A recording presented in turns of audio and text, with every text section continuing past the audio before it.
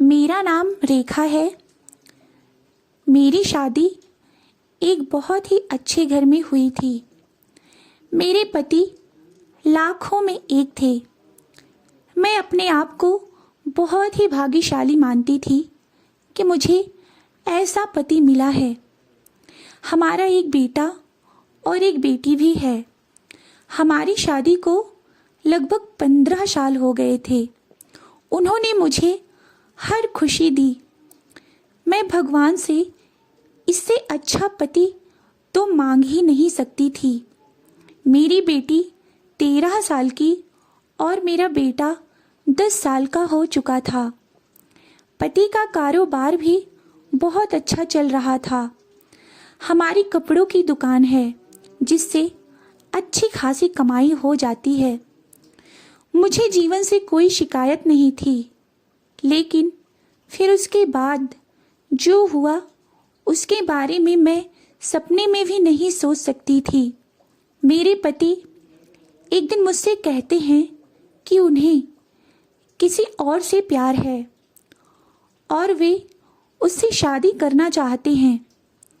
एक दिन अचानक उन्होंने यह बात मुझसे बताई। पहले तो मुझे लगा कि वो शायद मजाक कर रहे हैं, फिर बस थोड़ी देर बाद ही मैं समझ गई थी कि वह सच बोल रहे हैं। वो मेरे पति हैं। वह कब सच बोलते हैं और कब झूठ बोलते हैं इसका मुझे पता चल चुका था, लेकिन शादी के बाद इतने दिनों तक वो मुझे धोखा देते रहे और मुझे पता ही नहीं चला यह कैसे हो सकता है। मैं सोच रही थी या तो वे झूठ बोल रहे थे या फिर वे बहुत चालाक थे जो इतने दिनों तक मुझसे छुप सके। मैं सब सोच ही रही थी कि मेरे पति ने कहा कि बस मुझे तलाक चाहिए। शादी के 15 साल बाद तलाक चाहिए। आप पागल हो गए हैं क्या? आप क्या बोल रहे हैं? कैसा अफेयर? आप झूठ बोल रहे हैं। तो उन्होंने कहा, नहीं, मैं झूठ नहीं बोल रहा हूँ। मैं कल उसे बुला लूँगा, तुम खुद ही उससे मिल लेना।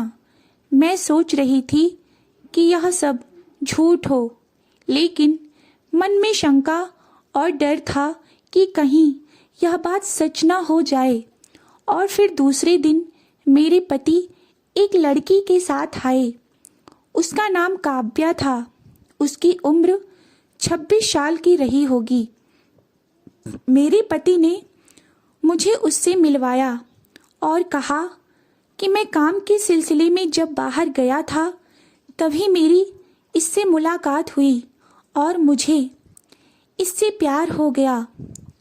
यह सब सुनकर मैं अपने कमरे में चली गई। 15 साल का प्यार और विश्वास इस तरह से टूट जाएगा मैंने कभी सपने में भी नहीं सोचा था।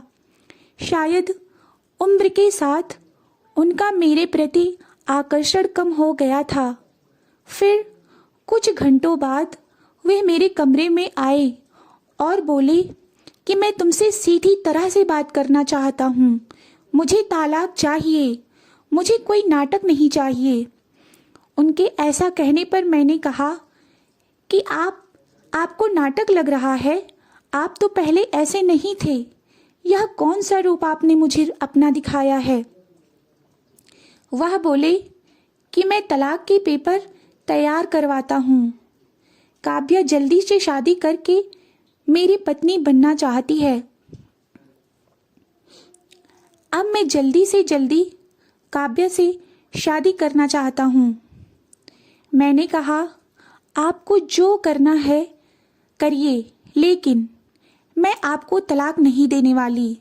मैं इसी घर में रहूंगी। मैंने उन्हें अपना फैसला सुना दिया, पर मुझे नहीं पता था कि वह कुछ इस तरह से करने वाले हैं।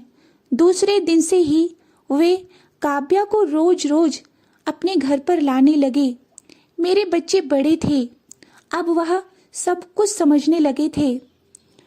वे तलाक के लिए इस हद तक जा सकते हैं, यह तो मैंने कभी सपने में भी नहीं सोचा था। बच्चों से बात करना भी उन्होंने बंद कर दिया था। बच्चे भी अपने पापा का यह रूप देखकर बहुत परेशान थे। मेरी बेटी 13 साल की हो गई थी। वह बड़ी हो चुकी थी। अपने पापा को यह सब करता देख उसे अच्छा नहीं लग रहा था।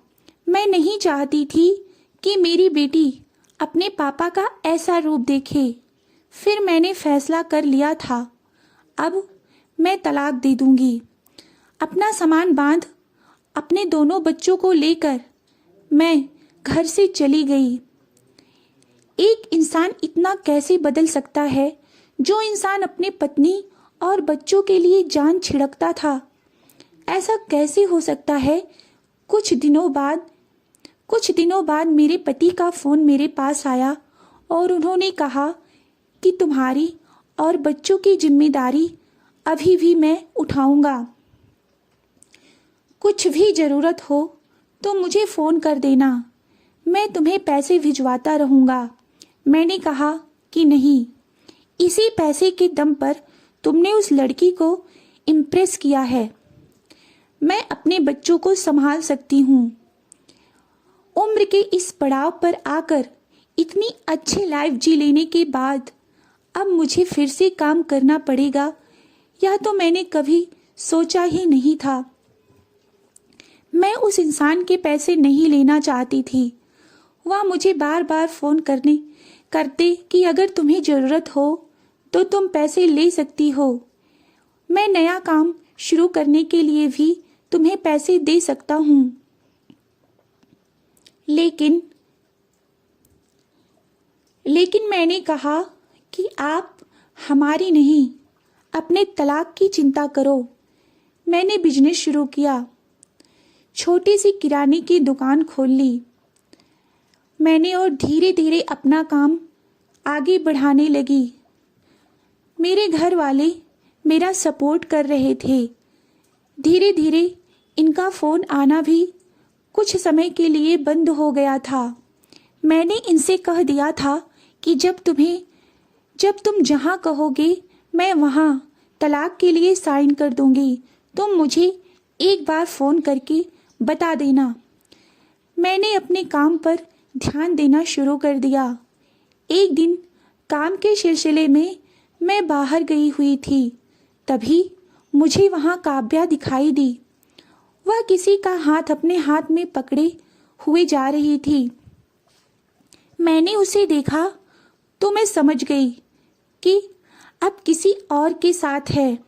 मैंने सोचा अच्छा ही हुआ, धोखा देने वालों को धोखा ही मिलना चाहिए। फिर मैंने सोचा मैं अब और किसी को धोखा नहीं खाने दूंगी और मैंने उस लड़की का पीछा किया। वह एक ओपन रेस्टोरेंट में गए। मैं जाकर उनके सामने बैठ गई। मुझे देखकर वह घबरा गई। वह भागना चाहती थी, लेकिन मैंने उसे रोक लिया। मैंने उस लड़की का सच लड़के को बताना शुरू कर दिया। मैंने सोचा मैं अब इस लड़की की आंखें खोल दूंगी। लेकिन हुआ कुछ और ही। फिर उस लड़की ने मुझे जो कुछ बताया उससे मेरे पैरों तलों की जमीन खिसक गई। मैं वहां से भागती हुई कैसे भी अपने पति के पास जाना चाहती थी। मैं उनके घर गई तो नौकर ने बताया कि वह अभी अस्पताल में हैं। मैं अस्पताल गई, रिसेप्शन से उनके कमरे का नंबर पता किया और मैं उनके कमरे में चली गई।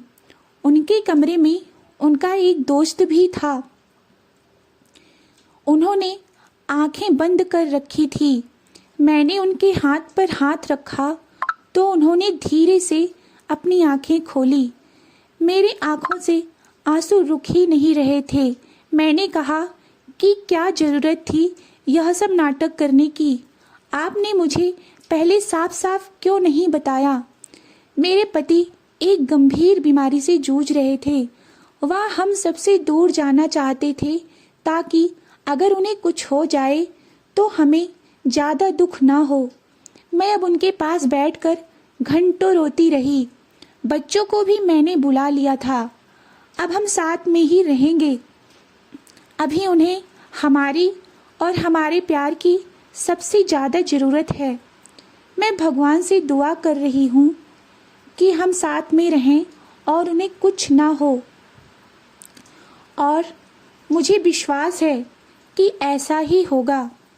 दोस्तों, अगर आपको हमारी कहानी अच्छी लगी हो तो वीडियो को लाइक और चैनल को सब्सक्राइब अवश्य करें।